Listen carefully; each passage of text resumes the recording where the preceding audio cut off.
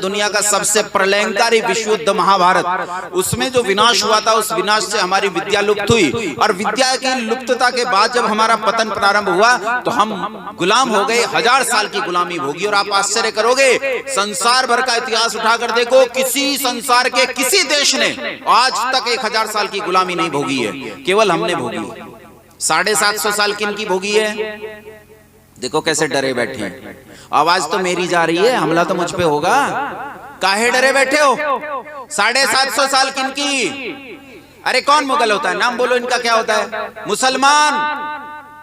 किनकी गुलामी भोगी हमने 750 साल तक? मुसलमानों की गुलामी भोगी है। किनकी? जिन्हें 1400 साल में पूरा पजामा पहनना नहीं आया, उनके 750 साल गुलाम रहे। जिन्हें 1400 साल में इतनी तमीज नहीं आई कि इतना लंबा घोंसला मुंह पर रखा है तो 4 बाल मूछ के भी रख ले, सिमेट्री तो ठीक बनेगी। उनके 750 साल गुलाम रहे। और उसके बाद 250 साल गुलाम रहे किनके? अंग्रेजों। 250 साल। और इस 750 साल के काल में पहले आक्रमण किन्होंने किए थे? क्या नाम थे उनके?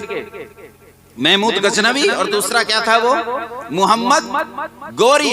मोहम्मद गोरी अपने साथ एक गुलाम लेकर आया था। गुलाम का नाम था कुतुबुद्दीन ऐबक। इसी कुतुबुद्दीन ऐबक का एक सिपहसालार था जिसका नाम था बख्तियार खिलजी।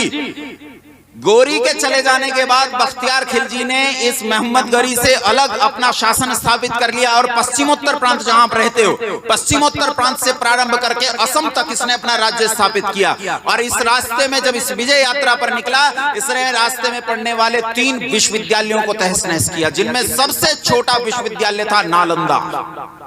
नाम सुना है? सुना है नालंदा? कितना बड़ा था? छोटा था तीनों में, लेकिन कितना बड़ा था? कितना बड़ा था? आज भी खंडर मौजूद है, जाकर देख ला कितना बड़ा था।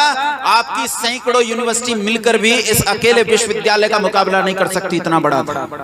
15,000 छात्रों के सेपरेट रूम्स की व्यवस्था है।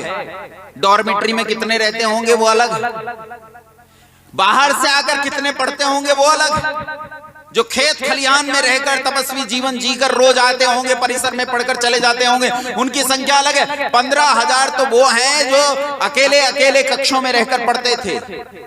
कई हजार आचार्यों के रहने की व्यवस्था थी। आचार्य शंकर के दादा गुरु कुमारिल भट्ट के काल में भी हजारों आचार्यों के रहने की व्यवस्था थी इस नालंदा विश्वविद्यालय में। जब बख्तियार खिलजी इसमें घुसा तो बीच में एक लंबी इमारत थी, ऊंची इमारत, बहुत बड़ी इमारत। उसने पूछा ये इमारत क्या है? कर्मचारियों ने कहा जी ये लाइब्रेरी है। कहा इस लाइब्रेरी में क्या है? पुस्तकें हैं। कितनी पुस्तकें होंगी? कितनी? आज एक लाइब्रेरी में फिजिकली कितनी पुस्तकें रखना संभव होगा? सोचो। 10,000, 20,000, 50,000, लाख, 2 लाख, 3 लाख, 4 लाख, 5 लाख, 10 लाख? संभव नहीं है। इतनी पुस्तकें फिजिकली रख पाना किसी लाइब्रेरी में संभव?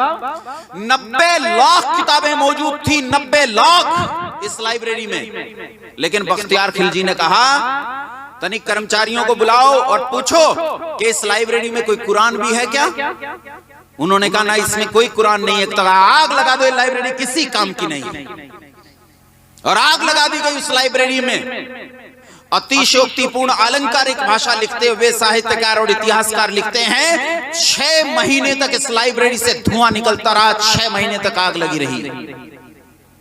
समालोचक लिखते हैं कि 6 महीने तक आग लगना शायद संभव ना हो, पर यह हुआ कि 6 महीने तक सेना वहीं रुकी। और ठंडी के दिन थे, पाखानों में पानी गर्म करने के लिए इन्हीं किताबों का इस्तेमाल किया गया। इस तरह 6 महीने तक ये किताबें जलाई गई। 6 महीने, 6 महीने।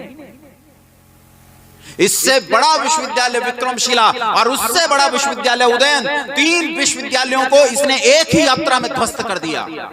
और इन एक विश्वविद्यालय के नीचे चलने वाले हजारों लाखों गुरुकुलों को इन्होंने तहस नहस कर दिया, बर्बाद कर दिया। गुरुकुलों के भीतर घुसकर नन्हे नन्हे बटकों को तलवार के घाट उतार दिया। उन गुरुकुलों की जमीन को उन्हीं के रक्त से लाल कर दिया, पूरी तरह बर्बाद किया। इस तरह हमारी पूरी शिक्षा व्यवस्था ध्वस्त कर दी गई।